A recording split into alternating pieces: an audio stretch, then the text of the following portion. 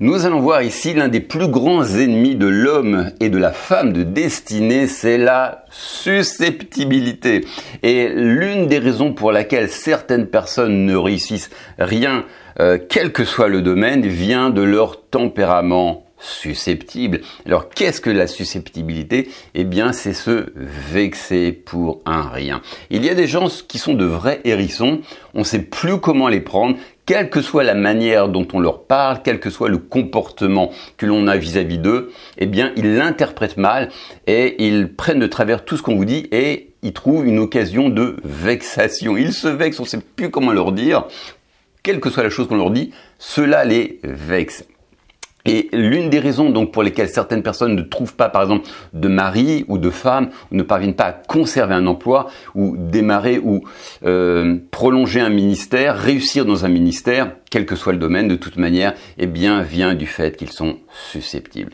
Pourquoi? Parce que les gens susceptibles, eh bien, passent leur temps à arracher une semence pour aller la planter ailleurs. Et dès que surgit une nouvelle offense, ces personnes vont arracher ce qu'ils ont commencé à planter, à faire germer, et ils vont la planter dans une autre terre. Mais moi, je suis pas agriculteur, je connaissais pas grand-chose aux plantes, mais je sais que si vous passez votre temps à arracher une plante et à la replanter ailleurs, celle-ci va finir par crever. Et ces gens ne restent jamais suffisamment longtemps dans un lieu pour permettre à la plante de grandir et de donner une belle plante, de parvenir à maturité. Donc il y a des gens, des célibataires tout simplement, qui ne trouvent pas de femme ou de mari à cause de leur tempérament susceptible. Pourquoi? Parce qu'ils ont des relations assez facilement conflictuelles avec les gens. Et je dirais, mais un prétendant au mariage, mais qui voudrait épouser une personne qui a des difficultés relationnelles? Vous avez à peine commencé votre relation que celle-ci est déjà vexée, elle est déjà en colère pour un rien, quelle que soit la chose que vous leur dites, cette personne se blesse, voilà. Aussi une personne qui est susceptible, eh bien c'est quelqu'un qui va s'isoler. Donc si tu t'isoles, comment veux-tu rencontrer l'homme ou la femme de ta vie? Une personne susceptible, c'est quelqu'un qui va facilement ériger une forteresse entre elle et les autres, et de fait, elle ne se met pas en position qu'il lui arrive quelque chose, qu'elle rencontre une nouvelle personne. Quelqu'un de susceptible, c'est quelqu'un aussi qui a du mal à conserver un emploi ou même trouver un emploi, parce que cette personne, à la limite, va commencer à travailler dans un lieu, mais va surgir un jour une offense, en tout cas, quelqu'un va lui dire une parole, celle-ci va se vexer, va être blessée, et va imaginer d'ailleurs que tout le monde est contre elle, et à cause de ça, eh bien, elle va quitter ce boulot pour essayer d'en trouver un autre. Mais cette personne ne construit finalement jamais rien, parce qu'elle passe son temps d'aller de lieu en lieu. Et beaucoup de gens, eh bien, souffrent de susceptibilité et tout ce qu'ils entreprennent ne réussit pas parce que à peine ont-ils commencé à semer quelque chose, qu'ils prennent leur semence, ils vont l'arracher, la planter ailleurs. Mais ce qu'il faut comprendre, c'est que dans une situation, ce n'est pas que l'on dit qui est problématique, mais c'est notre attitude. Souvent, les gens disent « si je vais ailleurs, les choses iront mieux ». Mais quelqu'un qui est susceptible, le problème ne vient pas de ce qu'on lui dit, mais de comment il réagit. Alors j'avais entendu cette histoire. Il y a une femme un jour qui a demandé à un pasteur, « Pasteur, pourriez-vous prier pour que Dieu m'envoie enfin un homme bien? J'ai divorcé 3 fois. » Et ce pasteur a eu le courage de lui dire, « Chère dame, n'avez-vous pas remarqué que l'élément commun entre ces 3 maris, c'était vous ?» Autrement dit, c'était elle la source du problème, c'était pas les autres maris. Et elle aurait pu se marier 4 fois, 5 fois, 6 fois. Ça serait toujours le même schéma. Elle passerait son temps à divorcer. Ce n'est pas en changeant la situation que le problème va être résolu, mais c'est en changeant notre état de cœur. Si vous passez de lieu en lieu, vous allez juste prendre votre problème avec vous et reproduire indéfiniment ce schéma destructeur. Et c'est la raison pour laquelle les personnes susceptibles, les gens qui se vexent facilement, ne construisent rien dans leur vie. Ils ne restent jamais suffisamment longtemps dans un lieu pour que Dieu leur permette d'obtenir une récolte, que leur plante pousse et donne une belle plante. Et la susceptibilité, eh bien, c'est une manifestation de l'immaturité. Cela procède de l'immaturité. Vous savez, vous avez des gens qui connaissent des centaines de versets bibliques par cœur, qui connaissent et qui ont compris les doctrines les plus profondes, qui passent beaucoup d'heures en prière. Mais ces gens se vexent pour un rien. Et on ne mesure pas la maturité d'une personne au nombre de versets bibliques qu'elle connaît, à ses performances religieuses, mais plutôt à ses réactions, à son attitude. Comment elle se comporte en situation avec les autres. Et si vous examinez la Bible, il y aurait beaucoup de choses à dire, mais là on n'a vraiment pas le temps. Mais l'une des raisons principales pour laquelle bon nombre d'hommes ou de femmes dans la Bible ont échoué dans leur vie, vient de leur susceptibilité. Vous prenez par exemple le roi Saül, il était vexé de ce que David, apprenti roi, ait plus de succès que lui. Il s'est vexé. C'est pour ça qu'il essayait de le détruire. Il s'est détourné de Dieu. Et inversement, les gens qui ont accompli leur destinée divine, les grands héros de la foi, héros et héroïnes de la foi, ont pu réussir parce que ces gens étaient libres des offenses. Ces gens n'étaient pas susceptibles. Alors je pense par exemple à Ruth. Ruth était une femme veuve, pauvre. Elle aurait pu se lamenter sur son sort, geindre, camper un rôle de victime. Mais finalement, Ruth a saisi sa destinée à pleine main, armée de courage, et Dieu l'a profondément béni. Il aurait pu se plaindre, jouer les victimes. Tout va mal dans ma vie, je suis pauvre, j'ai perdu mon mari.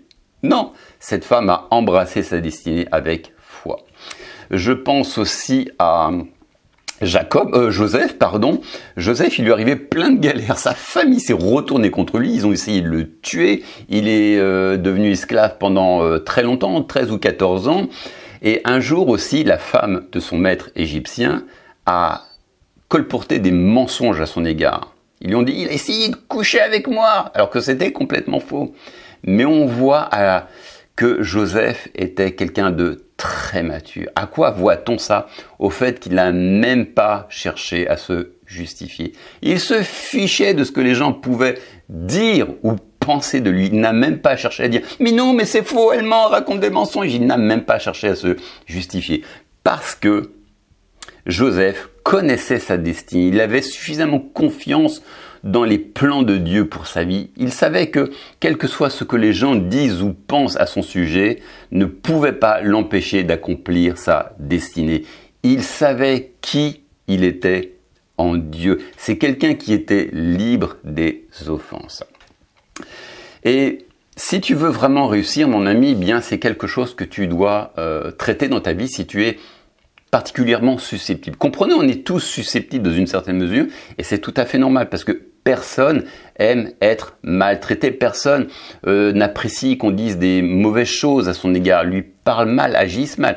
On est tous un peu susceptibles dans une certaine mesure. Mais je parle ici de gens qui ont un problème chronique, un problème particulier avec ça. Il y a des gens, quoi qu'on leur dise, ils se vexent, on ne sait plus comment leur parler. C'est des gens qui vont d'église en église, d'amis en amis, de job en job. Ils ne construisent jamais rien dans la vie, ce sont des nomades parce qu'ils ont des problèmes relationnels avec les gens. Alors, moi-même, j'étais quelqu'un de très très susceptible, mais Dieu m'a guéri, même, je dirais presque pratiquement en un instant. Ça s'est fait comme ça quand je suis tombé un jour sur un passage dans un livre qui justement mettait en avant le fait que Joseph était quelqu'un qui était libre des offenses, qu'il ne se vexait pas, qu'il ne cherchait même pas à se justifier. Et quand j'ai vu ce commentaire biblique au sujet de Joseph, en un instant, j'ai été délivré de ma susceptibilité. Et aussi longtemps que tu seras susceptible, tu bloqueras la bénédiction de ta vie. Moi-même, le Seigneur m'a personnellement parlé. Je suis pas du style à dire toujours Dieu m'a parlé, mais là vraiment Dieu m'a parlé. Il y a à peu près 25 ans, lorsque j'ai fait une école biblique, il faut savoir que j'étais seul, éloigné de ma famille. Et à l'école biblique, j'ai fait la rencontre d'un gars qui est devenu mon meilleur ami, qui était exactement dans la même situation que moi. Il était tout seul dans une ville qu'il ne connaissait pas, sans amis, sans famille. Mais c'était quelqu'un qui avait une personnalité très chaleureuse, il était très charismatique et c'est quelqu'un à qui on avait toujours envie de faire du bien. Je sais pas pourquoi tout le monde voulait l'inviter, tout le monde l'invitait, chaque week-end on l'invitait. Il y a même des gens qui lui donnaient toutes sortes d'objets, des vêtements, il y a même une sorte de l'église qui lui a donné sa voiture. Et c'était quelqu'un que les gens bénissaient en permanence et moi j'étais seul, personne ne m'invitait, voilà. Et un jour je me promenais seul sur les murs sur les remparts du château, ce qui est un château qui est en ruine qu'on peut visiter, et je commençais à m'apitoyer sur moi-même et j'étais pas vraiment en colère envers les gens, mais j'étais un peu en train de chanter mon blues. Et là le Seigneur m'apparaît. Et le Seigneur m'a dit, Olivier, je suis en train de faire une œuvre de transformation dans ta vie. Mais si tu continues dans ce chemin à t'apitoyer sur toi-même, à jouer les victimes, à être offensé par le manque d'amour à ton égard de la part des gens, eh bien, je ne pourrai plus te bénir. C'est pas que Dieu ne voulait pas, mais j'allais bloquer la bénédiction de Dieu. Et je dis, écoute, Seigneur, pardon. À partir de maintenant, peu importe ce que les gens me font ou ne me font pas, la vie est belle, mon destin est entre tes mains. Et là, la bénédiction de Dieu a continué dans ma vie. Voilà.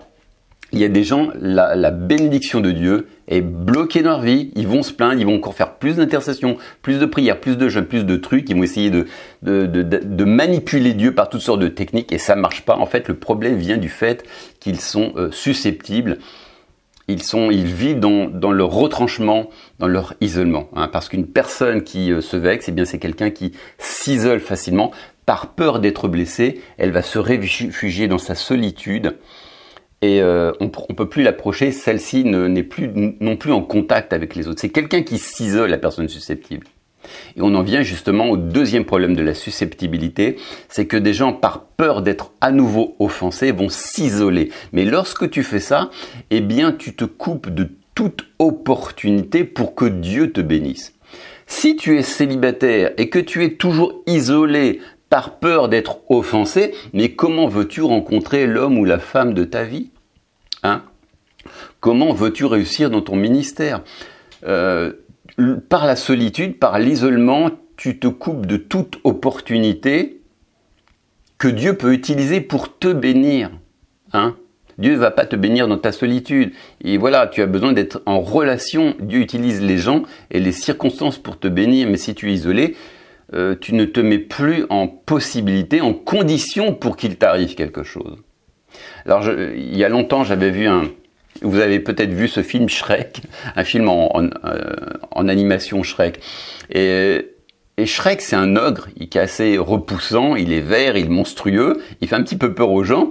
Et en fait, on découvre dans le film qu'il a beaucoup été rejeté à cause de son apparence. Et du coup, Shrek, parce qu'il a été offensé, eh bien, il vit reclus dans les marécages, je vais y arriver, isolé.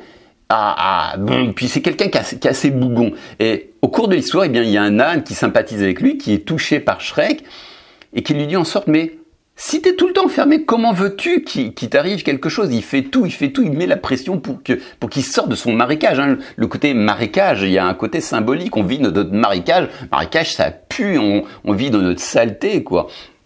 Donc, il fait tout pour l'amener à vivre des aventures. Et finalement, Shrek, par la force des choses, finit par sortir de son marécage, par sortir de sa forêt. Et là, il lui arrive toutes sortes d'aventures et il finit par trouver l'amour de sa vie. Voilà, il y a une récompense. Mais aussi longtemps que Shrek vivait reclus dans son marécage, au fond de sa forêt, eh bien, il ne lui arrivait rien. Mais quand il a commencé à sortir, eh bien, la bénédiction est tombée sur lui. Donc, mes amis, il faut arrêter de jouer les victimes. Hein. Je pense aussi à Condoleezza Rice, qui était une femme chef secrétaire d'État du gouvernement sous l'administration Bush. Et un jour, quelqu'un lui a demandé comment une femme noire qui a connu une forme de ségrégation, parce qu'elle n'est pas toute jeune, hein, elle a connu une forme de ségrégation forte raciale, lui dit, mais comment une femme dans votre condition a-t-elle pu arriver à ce point de travailler pour le gouvernement? Et Condoleezza Rice leur a dit en substance, hein, je dis de mémoire, eh bien, il ne faut jamais jouer les victimes. Rien ne pourra vous empêcher de réussir. Aussi, moi, pour ma part, j'ai continué à travailler, à me cultiver, à aller de l'avant. Et c'est comme ça que j'ai réussi. Rien ne peut vous arrêter, peu importe ce que les gens vous disent de toute manière, même si c'est justifié, si vous avez la bonne attitude, aucune parole ne pourra vous blesser, aucune attitude négative à l'égard des autres. Si des gens essaient de vous mettre des bâtons dans les roues, ça sert à rien de vous vexer parce que rien ne pourra t'arrêter si tu as la bonne attitude. Mais ça sert à rien de jouer les victimes. Voilà, c'est tout ce que je voulais partager avec toi. Il y aura encore beaucoup de choses à dire sur le sujet. On va s'arrêter là. Ne soyons pas susceptibles, mes amis. Allez, ciao!